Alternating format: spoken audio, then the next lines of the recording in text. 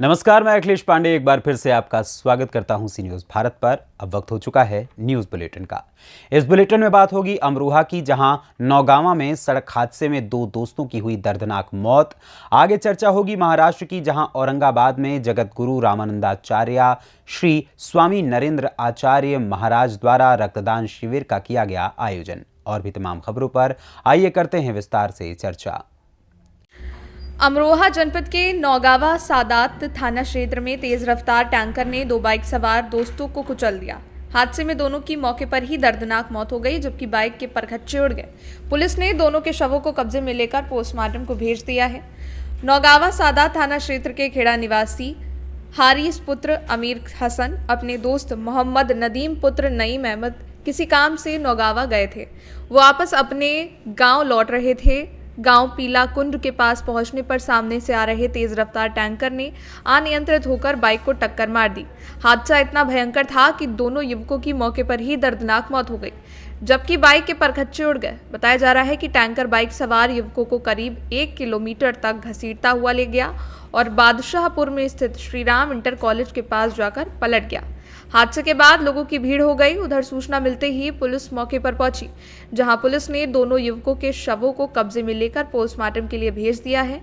उधर परिवार के लोगों को मौत की सूचना मिलने पर कोहराम मच गया। फिलहाल पुलिस ने टैंकर को अपने कब्जे में ले लिया है और अग्रिम कार्रवाई में जुट गई है।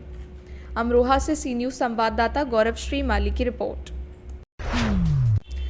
खबर कन्नौज जनपद के ग्राम भज्जापूर्वा से है, जहां विगत दिन पूर्व क्षेत्र के में दबंगों द्वारा किसानों की जमीन पर अवैध कब्जा करने की शिकायती प्रार्थना पत्र को संज्ञान में लेकर कन्नौज उपजिलाधिकारी के आदेश पर कानून गौ के नेतृत्व में राजस्व कर्मी ने पुलिस बल के साथ विवादित जमीन पर अवैध कब्जा करने की नीयत से कराए जा रहे निर्माण कार्य को रुकवाकर भूमि की पैमाइश कराई गई, जिसमें किसानों की जमीन पर अवैध कब्जा पाया गया। ग्राम भज्जापूर्वा निवासी किसान विजयपाल पुत्र शंभु दयाल, राम भरोसे पुत्र लक्ष्मी नारायण, राजीव पुत्र मोतीलाल, राम प्रदीप पुत्र वासुदेव की शिकायती पत्र पर कन्नौज उपजिलाधिकारी अविनाश कुमार के निर्देश पर कानून गो परशुराम वर्मा और राजस्व कर्मी यज्ञदत्त यादव ने पुलिस टीम के साथ पहुंचकर कर्मियों द्वारा जरीब डलवाकर भूमि की पैमाइश करवाई। इस दौरान उन्होंने बताया कि पैमाइश में किसानों की जमीन पर 10 लोगों द्वारा अवैध कब्जा करने की नीयत से भारी मात्रा में निर्माण सामग्री डालकर निर्माण कराया जा रहा है। उनके द्वारा दोनों पक्षों से यथास्थिति बनाए रखने की अपील भी की गई। साथ ही अपनी रिपोर्ट शनिवार को कन्नौज एसडीएम को प्रेषित करने की भी बात कही। वहीं पीड़ित पक्ष के लोगों ने विपक्षियों पर दबंगई और गुंडागर्दी का आरोप लगाकर पूर्व में पुलिस टीम पर मुजाहमत करने की बात भी कही। वहीं पीड़ित पक्ष ने न्यायिक प्रक्रिया पर भरोसा जताते हुए न्याय मिलने की आस लगाई है। क्या नाम है आपका? विजयपाल राजपूत। कहाँ रहते हैं आप? भज्जापूर्वा। क्या मामला है? मामला मेरो 824 रकबा नंबर पर ये लोग कब्जा करे हैं और छोड़ रहे हैं। हम गरीब आदमी कौन हैं। कब्जा किए है? लाला राम करे, राम किशोर करे और रचपाल करे, राम नारायण और विजय नारायण, अरजेत और राहुल। क्या आपने कोई पुलिस को या उच्च अधिकारियों को एप्लीकेशन वगैरह दी? और राहुल करे और उसके बाद में किरण देवी, विनोद कुमार करी, लाला राम करे। कोई एप्लीकेशन वगैरह किसी एप्लीकेशन मैंने डीएम साहब को दिया है, एसडीएम को दिया है, उपजिलाधिकारी और तहसीलदार को भी दिया, इंस्पेक्टर साहब को भी दिया। क्या कहना है उनका? क्या आश्वासन दिया? आश्वासन ने दे दिया है कि आप नाप कराकर आपकी हम जमीन को छुड़वाएंगे जैसे छूटेगी। ये कहा इंस्पेक्टर साहब ने कहा। तो आज अधिकारी लोग आए हैं मौके पे, क्या ये नाप वगैरह चल रही है? आज नाप कर रहे हैं। एसडीएम साहब ने कहा है कि मैं आपकी जमीन को दिलाएंगे, ये कहा है। ये कहा हमसे। डीएम साहब ने कहा, एसपी साहब पुलिस कप्तान ने भी कहा है कि जाओ आपका निर्णय होगा। क्या कह रहे भैया? क्या कब्जा नहीं मिलो है अभी कब्जा नहीं दिलाया है? अच्छा। कब्जा दिलाया जाए हमको कब्जा दिलाया जाए। हमारी जमीन, हमारे पुतरी जमीन मेरी है। शांत बैठे रहो। भाग दौड़ बहुत कर रहे हैं, कब्जा नहीं। उच्च अधिकारियों द्वारा हमारा कब्जा दिलाया जाए, नहीं तो जान से मारे जाएंगे हम लोग। ये लोग वो हैं कि जो पुलिस पर जेल गए थे 19 जनवरी सन 19 तारीख को 16 आदमियों पर केस लगा हुआ है, जो कि जेब पुलिस के बिल्ले नोच लिए थे। इनने पुलिस पर गोलियां चला दी थी, पुलिस पर इनने हमला किए थे। वो हमने साथ सहयोग किया था पुलिस के साथ, वो हमने सहयोग किया था पुलिस के साथ। हरीश कुमार दरोगा जी, वासुदेव सिपाही घायल हुआ था यहाँ पर और इसी गांव में हुआ था। 16 आदमियों के ऊपर मुकदमा लदा हुआ चल रहा है।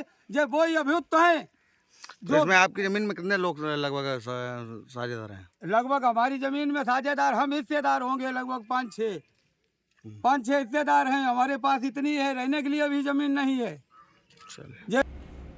कन्नौज से सी न्यूज़ संवाददाता अंशु पंडित की रिपोर्ट।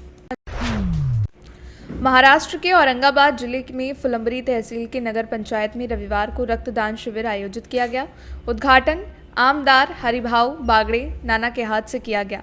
पिछले 4 रक्तदान शिविर में 471 बैग जमा हुए। बाबरा गांव में 155, आनंद में 122, गनौरी में 100, बड़ौद बाजार में 94 और फुलंबरी में 71 ब्यागी जमा हुए।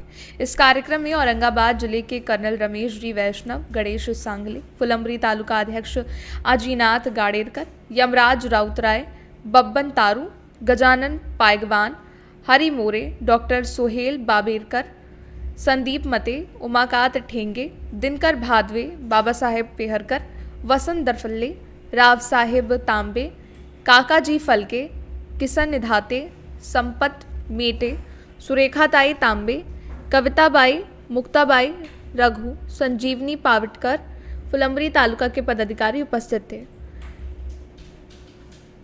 संभाजी नगर से सी न्यूज़ संवाददाता राधेश्याम हिब्बाले की रिपोर्ट। खबर रामगढ़ से है, जहां राधा गोविंद विश्वविद्यालय के फार्मेसी विभाग द्वारा 1 दिवसीय राष्ट्रीय सेमिनार का आयोजन किया गया। कार्यक्रम का शुभारंभ मुख्य अतिथियों द्वारा दीप प्रज्वलित कर किया गया। इसके बाद सभी अतिथियों को पुष्पगुच्छ, अंगवस्त्र और स्मृति चिन्ह भेंट कर सम्मानित किया गया। सभी अतिथियों का स्वागत विश्वविद्यालय के विद्यार्थियों ने झारखंड की संस्कृति पर आधारित स्वागत गीत और नृत्य प्रस्तुत कर किया। कार्यक्रम में मुख्य वक्ता बीआईटी मेसरा रांची से डॉक्टर शांतनु घोष और NMIMS शीरपुर महाराष्ट्र से डॉक्टर पीयूष घोड़े, हजारीबाग पद्मा के DSP professor Hiralal Ravi, Ramgarh women's college अर्थशास्त्र विभाग के सहायक प्रोफेसर डॉक्टर संजय सिंह उपस्थित थे। कार्यक्रम में एंटीबायोटिक्स दवाओं के उचित और आधुनिक उपयोग पर प्रकाश डाला। ये भी बताया गया कि एंटीबायोटिक दवाओं के प्रतिरोध को कैसे रोका जाए। विश्वविद्यालय के माननीय कुलाधिपति महोदय श्री BN साह ने कार्यक्रम में उपस्थित सभी अतिथियों को हार्दिक अभिनंदन और स्वागत किया और कहा कि फार्मेसी विभाग द्वारा इस विषय को चुना जाना वास्तव में वैश्विक चिंता का विषय है। अच्छे स्वास्थ्य के लिए विचार करना अति आवश्यक है और सेमिनार की सफलता की कामना की।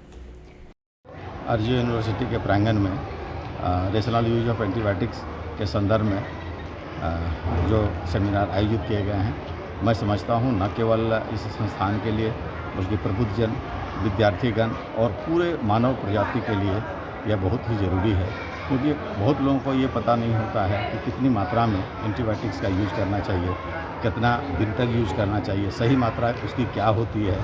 तो एक तरह से जो प्रबुद्धजन के माध्यम से आम लोगों को, विद्यार्थियों को, ये तमाम प्रबुद्ध लोगों को जो जानकारियाँ दी जा रही हैं, उससे पूरे मानव जाति को लाभ मिलेगा।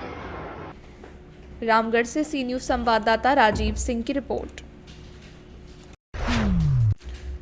खबर सीतापुर जनपद से है, जहां खुलेआम देसी शराब के सेल्समैन आबकारी विभाग की धज्जियां उड़ा रहे हैं। आखिर किस शय पर सीतापुर में ओवर रेट पर शराब बिक्री होती है?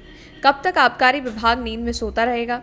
शराब की दुकान का सेल्समैन चिल्ला चिल्ला कर कहता है कि 70 रुपये का क्वार्टर समय सीमा के बाद 100 रुपये का मिलेगा। आखिर सवाल ये है कि क्या शराब की दुकानों से बिक्री रात भर जारी रहती है? मामला रामनगर स्थित निकट आई हॉस्पिटल सीतापुर शराब की दुकान का है, जहां सेल्समैन को जरा भी खौफ नहीं।